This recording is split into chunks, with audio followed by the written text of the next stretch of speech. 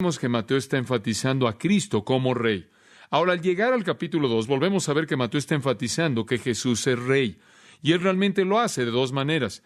La manera número 1 lo hemos visto en los primeros 12 versículos, y es que él nos muestra la realeza de Cristo porque él tiene estos magos que son los que de manera oficial reconocían a los reyes en el mundo oriental, que vienen y reconocen a Cristo como rey. En otras palabras, esta es la manera en la que Mateo dice, él fue rey debido a lo que el mundo dijo. Y el mundo es representado por estos hombres sabios, estos magos que vinieron del oriente. Eran los que de manera oficial en el mundo persa establecían a los reyes. Nadie era un rey en esa parte del mundo a menos de que ellos lo dijeran. Nadie llegaba a ser rey a menos de que hubiera sido preparado en la ley de estos hombres. Y cuando ellos decían que alguien era rey, era rey. Y entonces Mateo dice, inclusive los que hacían reyes en el mundo persa, lo vieron como rey y vinieron y lo adoraron y le dieron regalos, dice el versículo 11, de oro, incienso y mirra. Y claro que el primero de esos, oro, era apropiado para un rey. Pero hay una segunda manera en la que vimos que se desarrolla en este capítulo y nos muestra que él es rey, y este es mediante el antagonismo de Herodes. Si él no fuera rey y él no tuviera el derecho de reinar, entonces, ¿por qué Herodes estaba tan enojado? Esta es una manera, digamos, por la puerta de atrás por parte de Mateo, de mostrarnos que él es el rey. Él es rey no solo debido a la adoración que se le rinde, sino también él es rey por el hecho de que es odiado.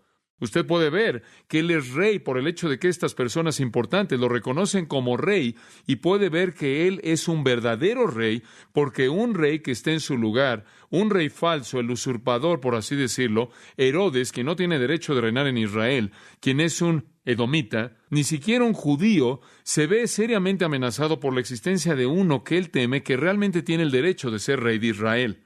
Entonces, tanto por adoración como también por odio, Mateo está apuntando a la realeza de Jesucristo. Fue una razón por la que él fue adorado y fue una razón por la que él fue temido por parte de Herodes. Y después hay una tercera hebra que se encuentra aquí en el capítulo, presentando la realeza de Jesucristo, y es que él cumple la profecía mesiánica. En el Antiguo Testamento, Dios estableció algunas profecías acerca del rey venidero. Mateo selecciona 4 de estas profecías, y vamos a ver estas profecías en esta noche. Él selecciona 4 de estas profecías como otra manera de decir que este de hecho es el rey. Él es el rey debido a que él nace como rey. Él es el rey a través del nacimiento virginal. Él es el rey debido a que él tiene la genealogía de un rey. Él es un rey debido a que los persas, a los que establecían a los reyes en el mundo persa, lo vieron como rey. Y él es rey evidenciado por el temor de Herodes de que él usurpara el trono. Y él es rey debido a que él cumple las profecías reales, las profecías que hablan de este que iba a venir. Y entonces Mateo continúa reforzando la realeza de Jesucristo. Y en nuestro texto en esta noche vamos a ver el extremo al cual Herodes llegó para matar al que él temía, que tenía el verdadero derecho del trono. Y vamos a ver que en esta hebra también vamos a ver cómo se desarrollan estas 4 profecías en las cuales el rey venidero es presentado. Ahora, permítame añadir esto. Alrededor de 332 profecías del Antiguo Testamento se hacen acerca de Jesucristo. Jesucristo cumple alrededor de 332 profecías. Ahora, Mateo simplemente escoge 4 de ellas, pero estas 4 son tan únicas, tan complejas, que literalmente no hay manera en la que hubieran aparecido por accidente. No hay posibilidad alguna de que estas 4 cosas hubieran sido una realidad de un individuo simplemente al azar. El azar, que es tan infinitesimal, nunca podría haber sido reducido a números, aunque solo hay 4. Y cuando usted piensa en 332, es algo que absolutamente confunde su cerebro.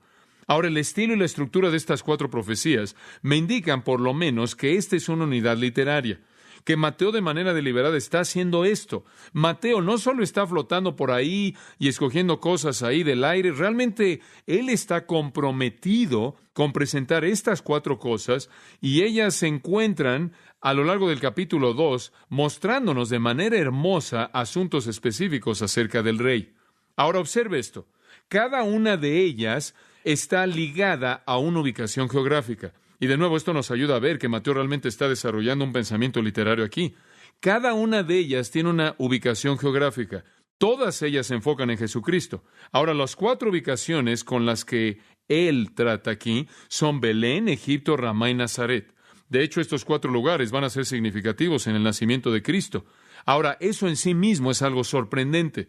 La mayoría de las personas en su nacimiento se asocian únicamente con un lugar. Jesús, dice el Antiguo Testamento, el ungido, el Mesías, el Mesías, el Cristo, el Rey, el que iba a venir, el gran profeta que va a estar asociado con Belén, Egipto, Ramá y Nazaret. Todos estos 4 lugares tienen un lugar de significado, de importancia en su nacimiento. Como dije, la posibilidad de que alguien estuviera relacionado con estos lugares en ese orden secuencial como aparece aquí es algo imposible prácticamente y debe ser llevado a cabo por el plan de Dios. Y se convierte en una de las grandes evidencias en todo el Evangelio de Mateo que muestran la realeza de Jesucristo. Ahora veamos estas. Son tan específicas que eliminan a cualquier farsante y tan específicas como para solidificar al que realmente tiene el derecho del trono, el Señor mismo. Comencemos con la primera. Vamos a llamarla el nacimiento en Belén. El nacimiento en Belén. Y para ello vamos a retroceder en donde vamos a pasar el tiempo en esta noche, en los versículos 4 al 6, porque esa es la primera unidad que se enfoca desde esta perspectiva. Y aquí vamos a regresar a lo que vimos en nuestros últimos estudios juntos, versículo 4. Ahora Herodes está aquí enojado, conforme los magos llegan a Jerusalén buscando este rey que dicen que ha nacido. Han visto su estrella en el oriente y saben que ha llegado y quieren saber dónde está. Con esta escolta de soldados y personas persas y demás, y Herodes está muy molesto. Paso número 1 en la mente de Herodes es determinar en dónde es que este rey amenazante va a nacer. Él tiene que encontrar este bebé y matarlo. Y aunque él está al final de su vida, él tiene una paranoia tal por su poder y posición que él quiere quitar al bebé. Y entonces lo que hace en el versículo 4, convocados todos los principales sacerdotes y los escribas del pueblo, les preguntó dónde había de nacer el Cristo. ¿No es interesante que él equiparó este rey de los judíos del que los magos hablaron con el Cristo, el Mesías, el ungido? Él sabía eso, ellos también lo sabían. Este era el mismo. Y entonces él tenía miedo. Él había oído suficiente profecía judía, él había estado expuesto lo suficiente al judaísmo en sus años, en la posición de autoridad que él tenía, que él sabía que ellos estaban esperando un Mesías. Y ahora, cuando él sabe que el Mesías venía, o temía que él había llegado, él quería saber dónde estaba para que pudiera matar ese bebé, y entonces convocó una junta de alto nivel con los sumos sacerdotes, que eran los políticos, y los escribas, quienes eran los teólogos, y demandó de ellos saber dónde iba a nacer él. Versículo 5. Ellos le dijeron, en Belén de Judea, porque así está escrito por el profeta. Ahora, Miqueas fue el profeta que escribió eso. El profeta Miqueas, de hecho, esto se declara en Miqueas capítulo 5, versículo 2. Ahora, permítame contarle algo acerca de Miqueas, porque necesita saber esto conforme vemos la profecía. Miqueas fue un profeta quien habló fuertemente de juicio. Y los juicios de Miqueas fueron dirigidos contra los falsos profetas y los falsos gobernantes y los falsos maestros de su día. En Miqueas, capítulo 2, por ejemplo, en el versículo 1, «Ay de los que en sus camas piensan iniquidad y maquinan el mal, y cuando llega la mañana lo ejecutan, porque tienen en su mano el poder». Codician las heredades y las roban, y casas y las toman. Oprimen al hombre y a su casa, al hombre y a su heredad. Por tanto, así ha dicho Jehová, he aquí yo pienso contra esta familia en un mal del cual no sacaréis vuestros cuellos, ni andaréis erguidos, porque el tiempo será malo. En otras palabras, él ve estos líderes, estos señores, estos príncipes, estos gobernantes que están usurpando tierras y tomando campos y tomando casas, haciendo lo que quizás sería llamado un dictador. Esto es la función de un dictador. Él dice, los voy a juzgar. Capítulo 3, versículo 1.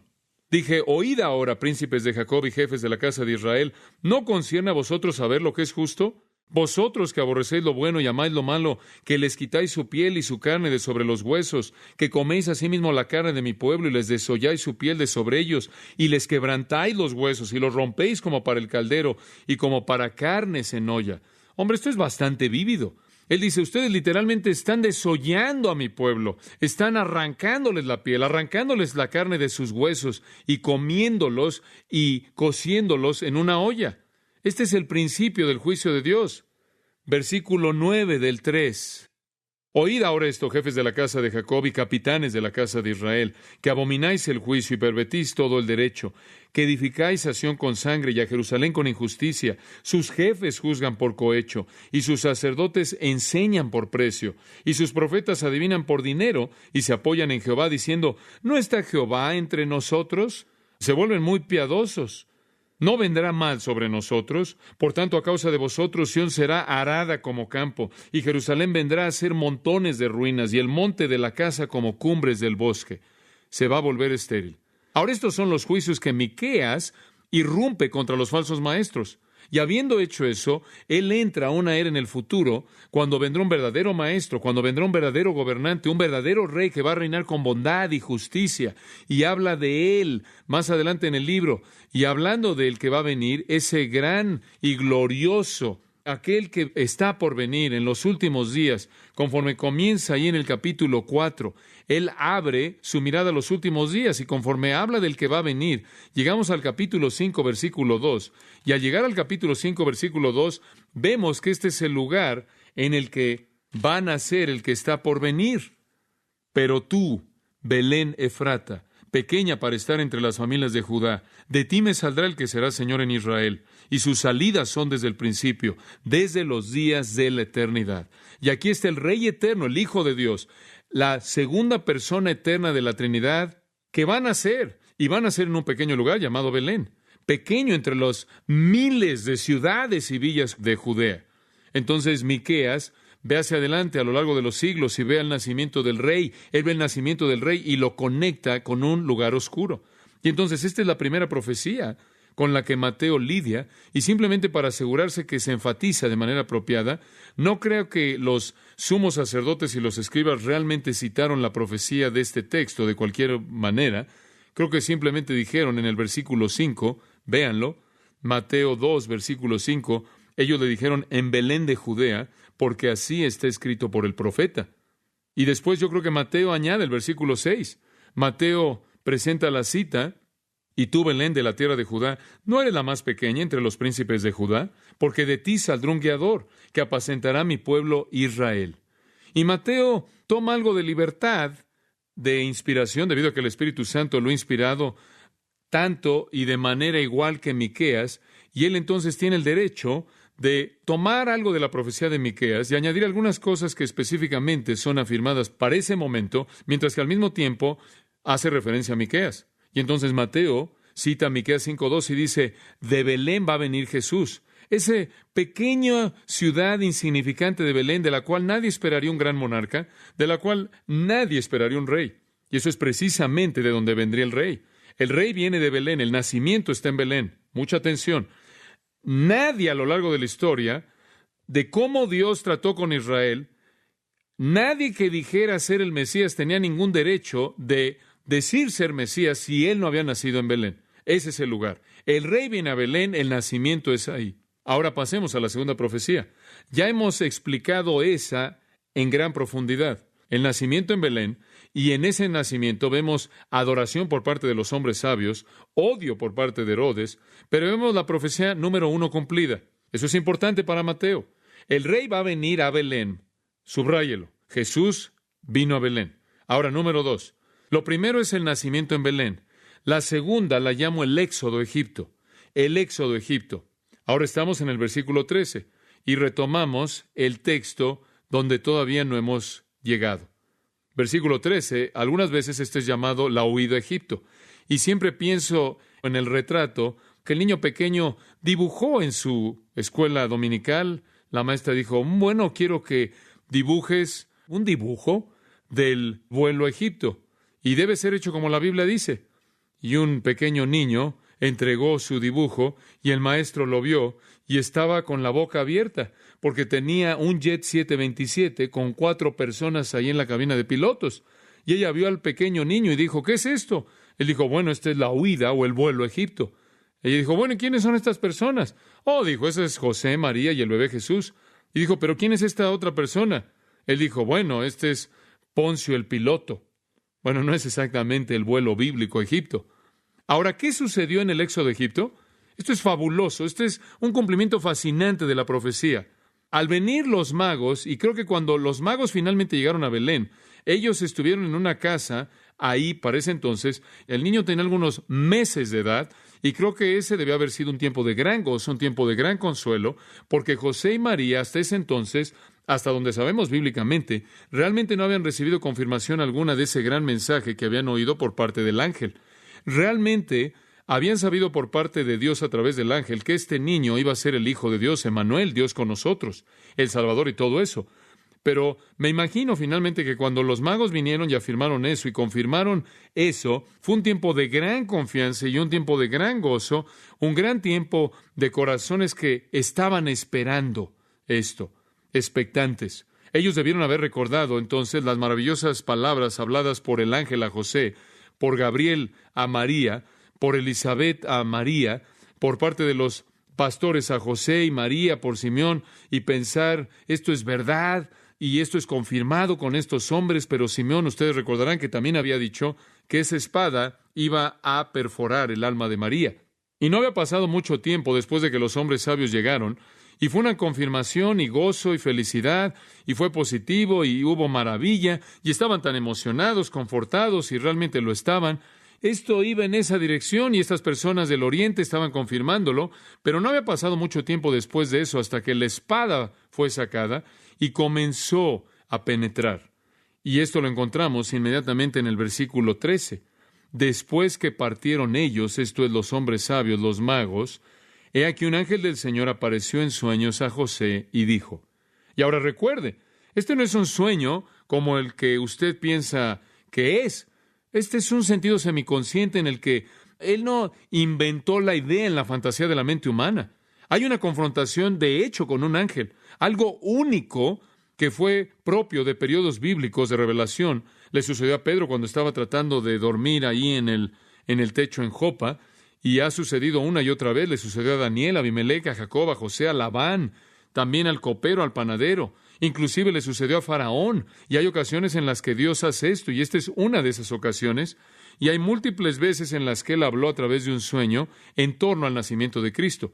Y entonces, este fue un tipo de sueño único, y un ángel apareció a José, y él le dijo, levántate y toma al niño y a su madre, y huye a Egipto. Y noten, cada vez que usted ve a estos dos, al niño y a su madre, siempre se menciona al niño primero, porque él es el enfoque de la historia.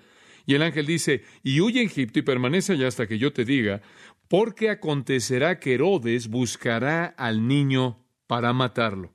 Ahora, los hombres sabios o los magos partieron de acuerdo con el principio del versículo. Y se fueron, ellos fueron advertidos por Dios, versículo 12 dice, en un sueño, para que ellos no regresaran a Herodes, y partieron a su propio país yendo en otra dirección. Los planes de los hombres nunca pueden estorbar los planes de Dios. Así como Dios evitó que Faraón destruyera a los israelitas mediante una intervención divina por parte de Dios. Entonces, así también José es advertido de manera divina para escapar, así como los hombres sabios lo fueron. Dios aquí está protegiendo a su hijo. Dios está protegiendo al Mesías. Y la tierra de Egipto, la cual había sido en una ocasión un lugar de esclavitud y un lugar de opresión, ahora se convierte en un refugio, ahora se convierte en un hogar, ahora se convierte en un lugar de escondite, ahora se convierte en un refugio para la pequeña familia escapando del peligro inminente. La palabra partieron es interesante. Simplemente como una nota a pie de página, la palabra es anacoreo. No que eso es importante, excepto para ustedes, los que estudian griego, pero es usado en otros lugares en el Evangelio de Mateo 2 veces, y ambas veces significa huir del peligro. De hecho, solo para darles una pequeña ilustración, allí en Mateo 4:12, cuando Jesús oyó que Juan estaba preso, volvió a Galilea. En otras palabras, Jesús sabía que cuando encarcelaron a Juan, él estaba en peligro y entonces él se fue. Es una palabra que quiere decir huir en vista del peligro. Y entonces ellos sabían del peligro y huyeron. Ellos regresaron a su país por otro lado. Y una vez que se habían ido, el ángel regresó y le dijo a José que huyera. Ahora observe la palabra, él dice, levántate y toma al niño y a su madre y huye. Una palabra interesante en griego, feuga, de la cual obtenemos ¿qué palabra? Fugitivo. Huye, es un presente imperativo, lo cual significa una acción continua. Comienza el proceso de huir. Era un viaje largo, más de 80 kilómetros a la frontera de Egipto y por lo menos más de 150 kilómetros para entrar al corazón de la tierra. Pudo haber sido más de 200 kilómetros lo que ellos viajaron, y eso habría tomado días y semanas porque no podían moverse muy rápido con un bebé. Y ellos tenían que huir a Egipto, un viaje de muchos, muchos días. Ahora, permítame hablarle de Egipto por un momento. En este punto en la historia, debe entender usted lo que está sucediendo. Egipto era un asilo natural para los judíos, especialmente desde la época de la Revolución Macabea. Ahora, permítame darle un poco de trasfondo rápidamente, no me va a tomar más de 30 segundos. Entre el Antiguo y el Nuevo Testamento hubo un periodo de gobierno en Israel en el cual el gobierno griego estuvo a cargo. A Roma la encontramos gobernando en el Nuevo Testamento. Las potencias en el Antiguo Testamento eran Babilonia y Medo-Persia, y ese pequeño espacio en medio fue la potencia griega. Durante el periodo griego hubo una revolución. Esa revolución fue guiada por algunas personas llamados los Macabeos, una familia judía. En cierta manera echaron a andar la revolución, y desde el momento de esa revolución macabea, en lo que es llamado el periodo intertestamental, muchos judíos en ese entonces comenzaron a huir a Egipto. Inclusive antes de eso, ponga atención a esto, inclusive antes de Alejandro el Grande, habían establecido el hecho de que los judíos podían vivir en Egipto, de hecho en una ciudad en particular en Egipto, la cual era su ciudad especial. ¿Alguna vez ha oído de la ciudad de Alejandría? Él la nombró así, siguiendo su nombre. Entonces, cuando él conquistó Egipto, él estableció esta ciudad, ahí en Alejandría, él le permitió a los judíos que tuvieran esa ciudad como un lugar de refugio. Ellos podían ir ahí, ellos podían poblar esa área. Y muchos judíos habían huido. De hecho, la mayoría de los historiadores creen que la comunidad Qumrán es la comunidad que estaba ubicada, en cierta manera, era un grupo de judíos ascético, monástico, que vivía ahí a la orilla del Mar Muerto. Eran los escribas que copiaron el Antiguo Testamento, lo cual fue encontrado y ahora es llamado los rollos del Mar Muerto. Eso salió de la comunidad Qumrán. Y la mayoría de los historiadores cree que la comunidad Qumrán nunca llegó, huyeron hace mucho tiempo, nunca regresaron mucho tiempo después de que Herodes murió. Mientras que Herodes estuvo gobernando ahí, más y más judíos estaban huyendo a Egipto. Comenzó en el periodo macabeo y después fue así gota a gota, y después bajo Herodes hubo más que un éxodo ahí, más que gota a gota fueron saliendo, y la mayoría de la gente cree que no fue sino hasta alrededor del 31 antes de Cristo que la comunidad Qumrán finalmente se salió y después regresó después de que Herodes murió. Entonces, normalmente la gente cuando huía iba al sur a Egipto, y entonces se convirtió en un lugar que literalmente estaba lleno de residentes judíos desde el periodo de los Macabeos y en adelante. Y ellos tenían el mismo privilegio. De hecho, Alejandro el Grande dijo, les vamos a dar el mismo privilegio que los macedonios, y él era un macedonio. Y es interesante también, creo que ustedes deben recordar esto, que en el 150 antes de Cristo, esto es 150 años antes de Cristo, que los judíos de hecho recibieron su propio templo en Egipto. Un templo separado fue construido para ellos ahí, para que ellos pudieran prosperar como comunidad.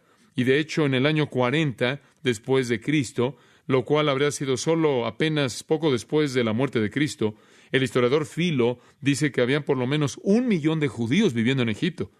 Entonces, Egipto se convirtió en un lugar que era más bien un lugar que tenía una gran población de judíos, y era un lugar de refugio y un lugar de seguridad, en donde ellos no tenían que temer nada.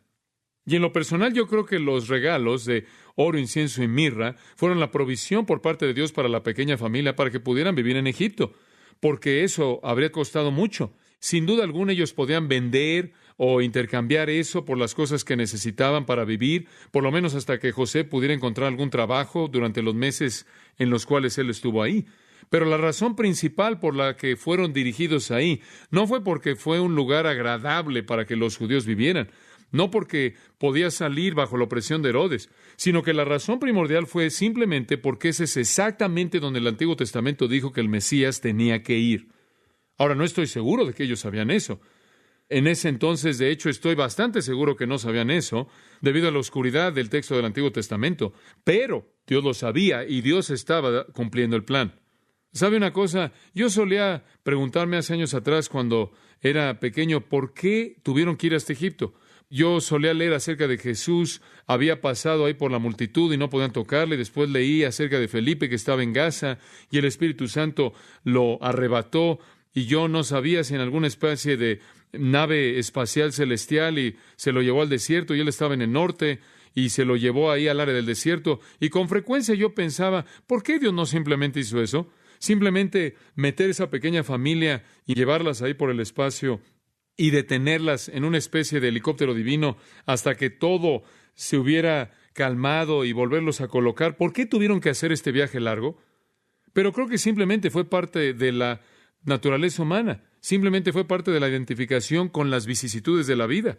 Este era un niño como cualquier otro niño que dependía de su padre y de su madre, y ellos tenían que cuidarlo, y ellos tenían que moverse, ellos tenían que caminar, cargar al bebé de la manera en la que cualquier niño normal tendría que ser cargado. Eso es parte de Dios volviéndose hombre. La experiencia humana era demandada en todos los puntos. Entonces creo que simplemente hicieron lo que cualquier familia haría. Ahora, Herodes quería matarlos, y Herodes simplemente era una persona terrible. Realmente no era Herodes, era el diablo, fue Satanás quien es un asesino. Lee Apocalipsis 12 y encontrará en Apocalipsis 12 la historia entera de cómo el diablo continúa queriendo asesinar a Cristo. Tiene usted ahí al dragón persiguiendo al niño en Apocalipsis 12 tratando de matarlo. Y entonces ellos fueron enviados a Egipto, y note al final del versículo: y permanece allá hasta que yo te diga, porque acontecerá que Herodes buscará al niño para matarlo. Dios conocía la mente de Herodes. Dios conocía el trama de Herodes. Él no podía ser un hipócrita con Dios. Él no podía engañar a Dios en absoluto. El ángel dijo, yo voy a regresar y ustedes se quedan allá hasta que regrese y les diga qué hacer. Entonces, hubo una promesa de que el ángel regresaría. Ahora, es absolutamente increíble lo que algunas personas llegan a inventar acerca de lo que pasó en Egipto. Permítame decirle esto. Lo único que sabemos que sucedió en Egipto está en el versículo 13. Ahora, ¿le dice eso mucho? Huye a Egipto. Quédate ahí hasta que yo te diga. Eso es todo. Sin embargo, hay literalmente volúmenes que se han escrito acerca de lo que pasó en Egipto. De hecho, hay un libro llamado El Evangelio de la Infancia de Nuestro Señor, lo cual habla de su vida en Egipto. Es una obra falsa, como muchos libros falsos que se originaron hace años atrás. Pero dice que a donde quiera que el pequeño niño iba, los ídolos automáticamente se destruían.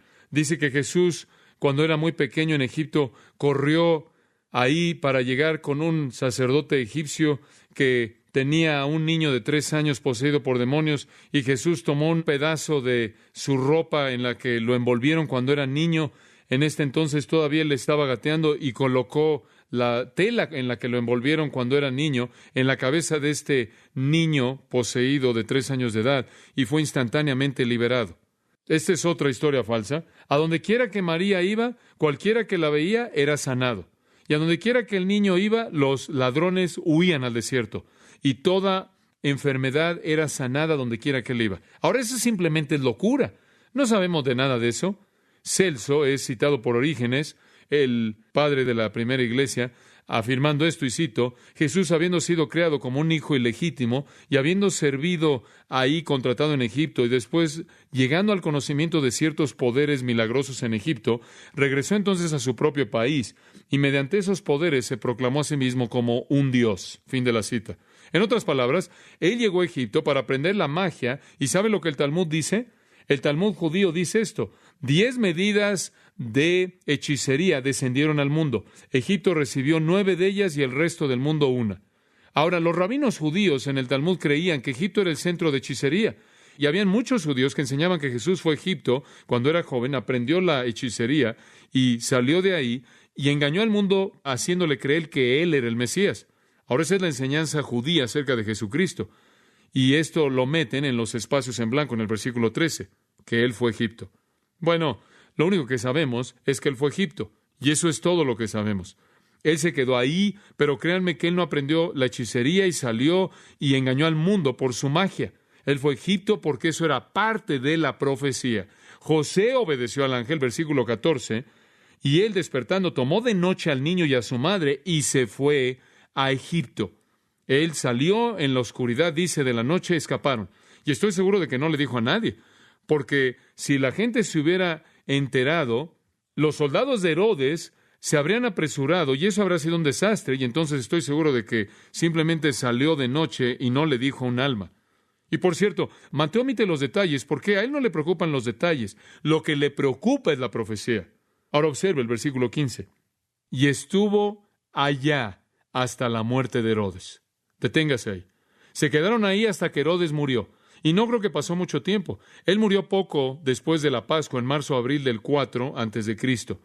Simplemente habrá sido poco tiempo, quizás un par de meses. Es difícil estar seguro de eso, pero puede ser una suposición apropiada. Ahora observe el versículo 19, lo cual lo retoma y dice, pero después de muerto Herodes, he aquí, un ángel del Señor apareció en sueños a José en Egipto. Entonces, cuando Herodes murió, el ángel regresó y le dijo, muy bien, ahora puedes regresar. Entonces, en algún punto después de que Herodes murió, el ángel apareció. Ahora, ¿por qué se fueron a Egipto? ¿Cuál era la profecía? Observe al final del versículo 15. Todo esto, no para que fueran salvos. Dios podría haber hecho eso de la manera en la que él hubiera querido. Dios lo que quería hacer era verificar las credenciales del Mesías. Y entonces él incluyó aquí una profecía y dice, para que se cumpliese lo que dijo el Señor por medio del profeta cuando dijo, de Egipto llamé a mi hijo. Escuche, esa frase, para que se cumpliese lo que dijo el Señor por medio del profeta, esa es una de las declaraciones más importantes que encuentra en la Biblia, porque dice ahí que los profetas que escribieron las páginas de la palabra de Dios fueron inspiradas por Dios mismo. Entonces dice versículo 15, para que se cumpliese lo que dijo el Señor por medio del profeta cuando dijo, de Egipto llamó a mi hijo. En otras palabras, el profeta del Antiguo Testamento estaba diciendo que el Hijo, el Rey, el ungido, el Mesías, el Cristo, va a salir de Egipto. Bueno, escuche, ¿cómo podía el Hijo salir de Belén y de Egipto a menos de que Dios dirigiera la situación de tal manera que se cumpliera esto? Dios lo había establecido mucho tiempo antes con Alejandro el Grande. Dios ya tenía Egipto listo para esta estancia de un par de meses cuando él llegara como niño. Dios está a cargo de la historia y todo se lleva a cabo de acuerdo con su plan. De Egipto llamé a mi hijo. ¿De dónde viene eso? Oseas capítulo 11, versículo 1. Oseas 11, versículo 1.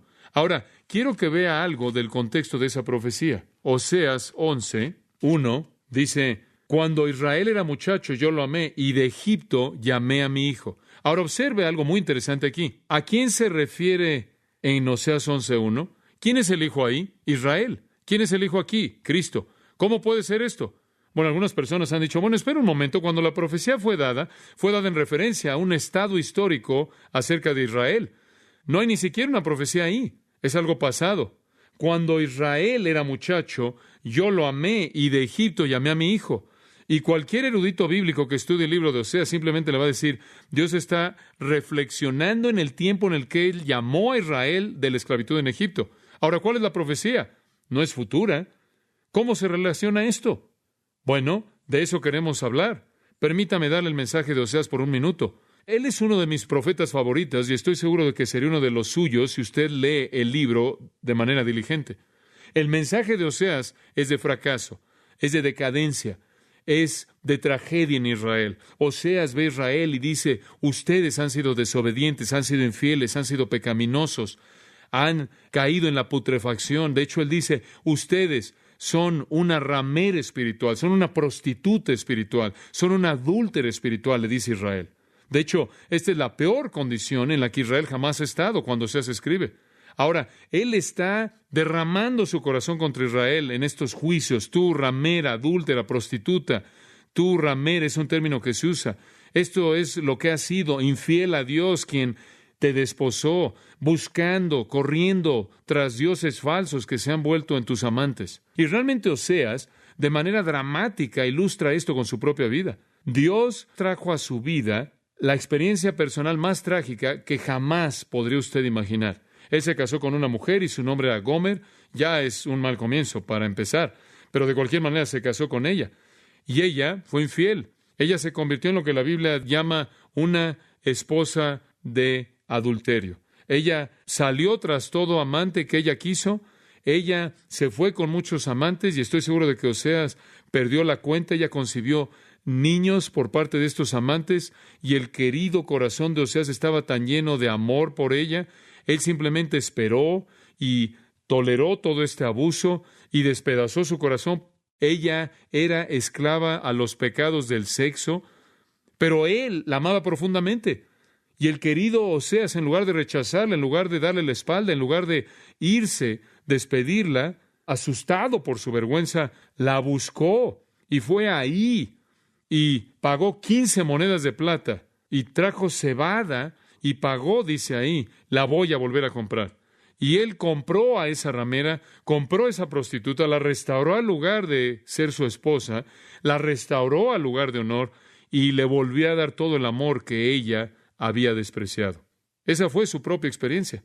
Y él le dice a Israel, él le dice, miren, cuando yo les hablo de cómo el corazón de Dios está quebrantado por su idolatría espiritual, yo sé lo que Dios siente. He estado ahí. Eso es lo que está diciendo. Así como Oseas se había casado con Gomer, Dios se había vuelto el marido de Israel. Así como Oseas había amado a su esposa, Dios amaba a Israel.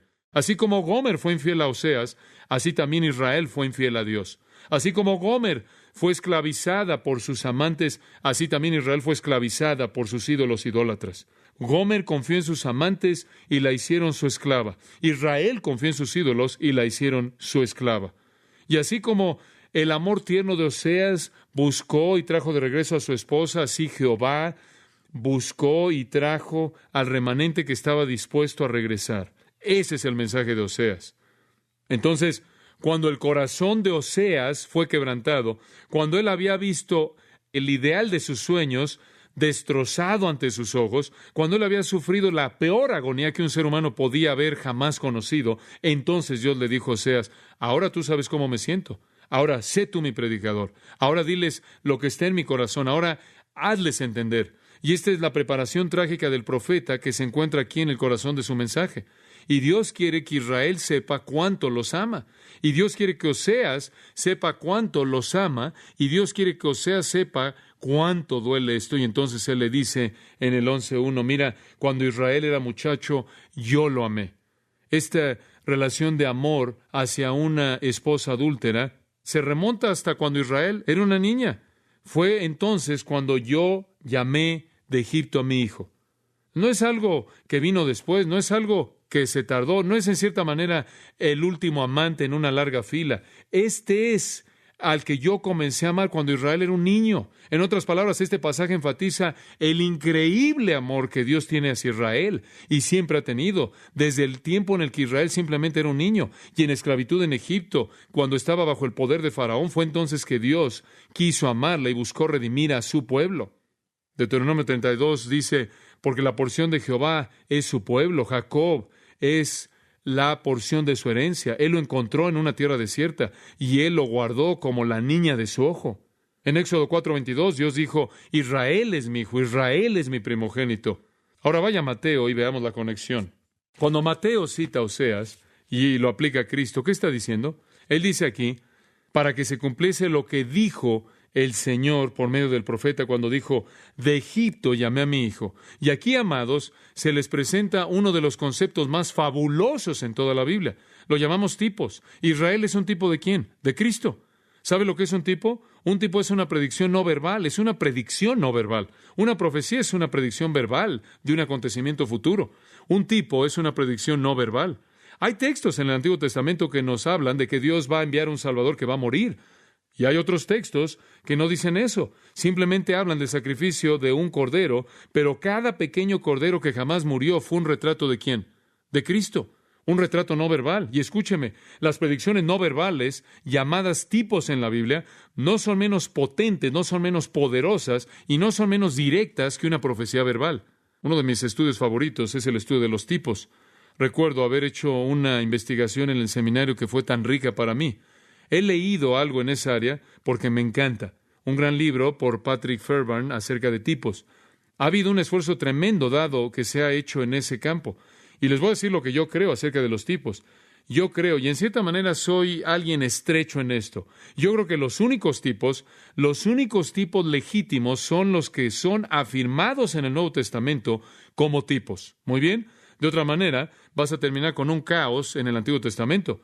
Si todo cabello en la cabeza de toda persona es un tipo de algo, bueno, vamos a terminar en un caos si no estamos bajo control. Entonces yo creo que los tipos en últimas, escuche esto, los tipos en últimas son cumplidos en el Nuevo Testamento, únicamente en la definición de los escritores del Nuevo Testamento. Entonces, Israel es un tipo porque Mateo, inspirado por el Espíritu de Dios aquí, hace de Israel un tipo, un retrato de Cristo. Sin decirlo aquí, es un retrato de lo que Él será, así como Dios llamó a su hijo Israel de Egipto. Eso es un retrato de lo que Él hará con su hijo, el Señor Jesucristo, cuando es llamado de Egipto. ¿Se da cuenta? Ese es un tipo bíblico, una predicción no verbal. Y por cierto, Cristo e Israel frecuentemente son identificados de manera cercana en la palabra profética. Por ejemplo, en el libro de Isaías algunas veces es difícil distinguir si el siervo es Israel o el Mesías, porque Él llama a ambos el siervo del Señor. Israel es el niño de Dios y el primogénito de Dios, y también lo es Cristo. Israel es llamado de Egipto y también lo es Cristo. Es un retrato hermoso. José, usted recordará, fue un tipo de Cristo, porque el Nuevo Testamento dice eso. ¿Sabía usted que inclusive Jonás fue un tipo de Cristo porque el Nuevo Testamento dice eso? Así como Jonás estuvo 3 días y 3 noches, así también ¿qué? ¿El Hijo del Hombre estará? Él fue un retrato. El doctor Gabelén dice lo siguiente, y cito: la historia de Israel, comenzando con Egipto, ha sido una historia de pecado, desobediencia, apostasía y vergüenza.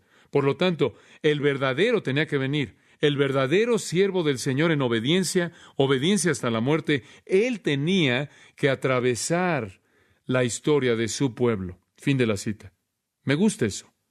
Jesús, de hecho, regresó a lo largo de la historia de su pueblo para cumplir el tipo, el retrato. Y así como Faraón, ese rey cruel, había tratado de destruir Israel, así también otro rey cruel, llamado Herodes, estaba intentando matar al Hijo de Dios.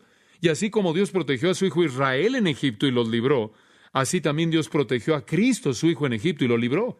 El Mesías vuelve a presentar el retrato en Israel, un tipo. Y créame, nunca subestime la solidez y la naturaleza absoluta de los tipos bíblicos. Cuando el escritor del Nuevo Testamento dice, ese es un retrato, eso es lo que intentaba hacer. Y creo que hay un sentido en el cual el tipo aquí es aún más que un tipo, porque hay un sentido en el cual el vínculo es más cercano que eso. Israel no solo es un tipo de Cristo, hay casi ahí un vínculo que es imposible de distinguir en este sentido. Usted, como puede ver, Cristo estaba en los lomos de Israel entonces, y si Israel nunca hubiera sido sacado de Egipto, Él nunca, jamás habría nacido, y entonces realmente Él estaba ahí en un sentido. Si Israel hubiera sido destruido, la profecía mesiánica nunca podría haber sido. Our hearts fly made in the cosmic glow. Together we'll go. 'Cause we're chasing in this endless space. Galaxies embracing our secret.